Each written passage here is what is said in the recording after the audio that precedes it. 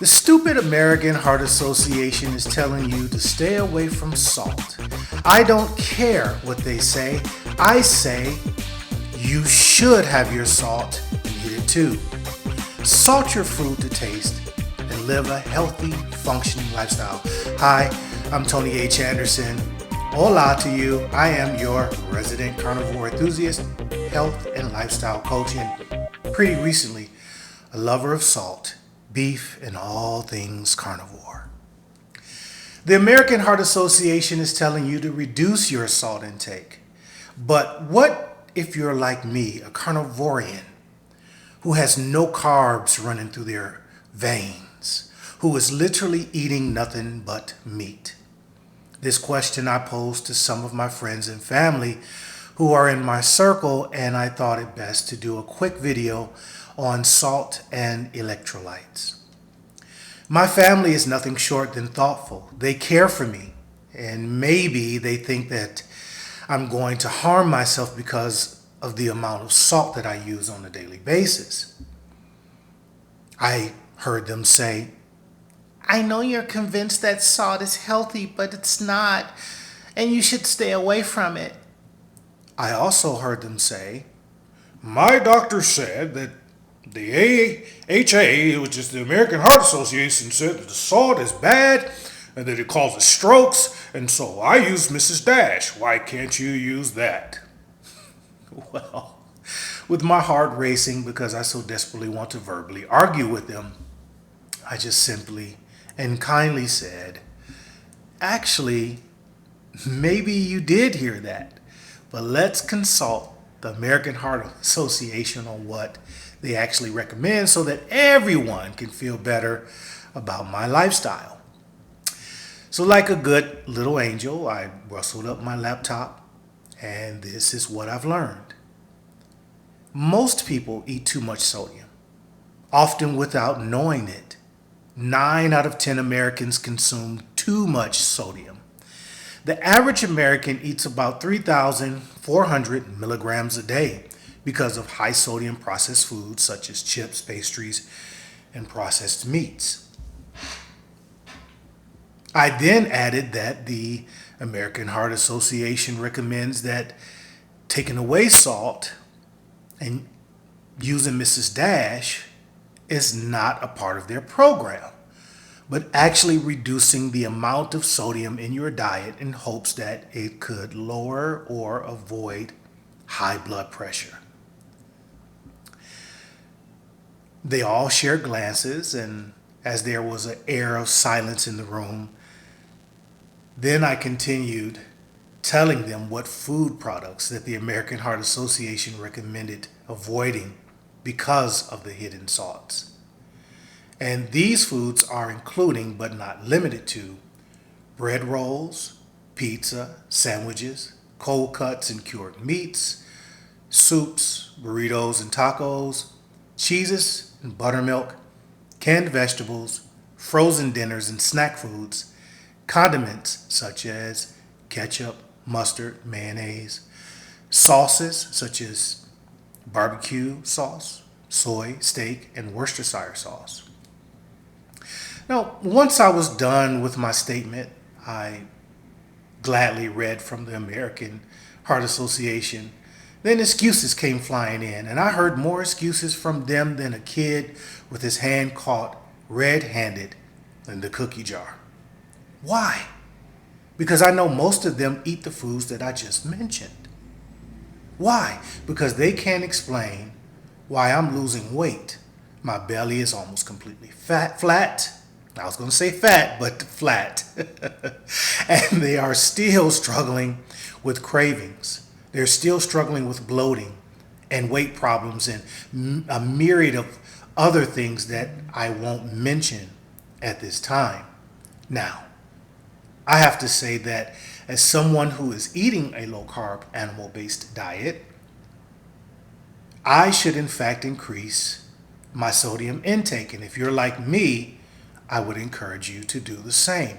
Why? Well, for starters, sodium helps your body maintain sufficient blood levels and fluid levels, and it also plays an important role in nerve and muscle function. And when you go on a low carb diet, your insulin levels drop, causing your kidneys to flush out sodium.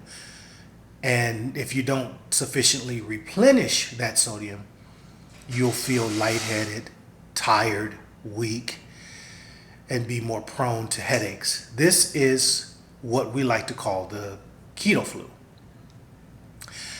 Now, if humans were to cut out salt altogether, we may start feeling symptoms of inadequacy by way of salt deficiencies. When I come back, I would very much so like to explain more, and we can get into our IGB question of the week. So don't you go nowhere. Keep it locked here.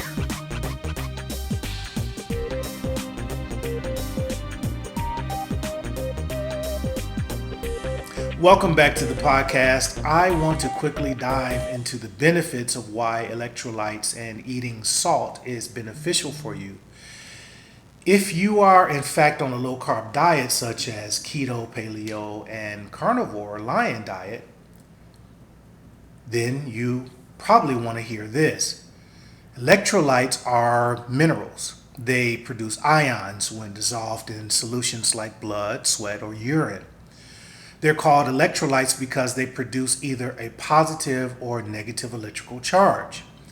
They regulate nerve and muscle functions. They hydrate the body, balance blood acidity levels and blood pressure, and also helps to build or rebuild damaged tissue. Now, some of the benefits of increasing your electrolytes are helping your muscles to contract, including your heart, balancing blood pH acidity levels, regulating blood pressure, controlling cellular fluid balance, and improving your day-to-day performances like sleep and your brain functions. And let me just give you a little bit of understanding what electrolytes may be or include: sodium, potassium, magnesium, calcium, phosphate, chloride, and bicarbonate. Now, salt has an amazing health benefits, which include supporting health digestion, facilitating body movements, supporting heart health. It helps prevent iodine deficiency, which is an important element of rehydration. It helps reduce the risk of diabetes, promotes good oral health. It improves respiratory health conditions and decreases appetites.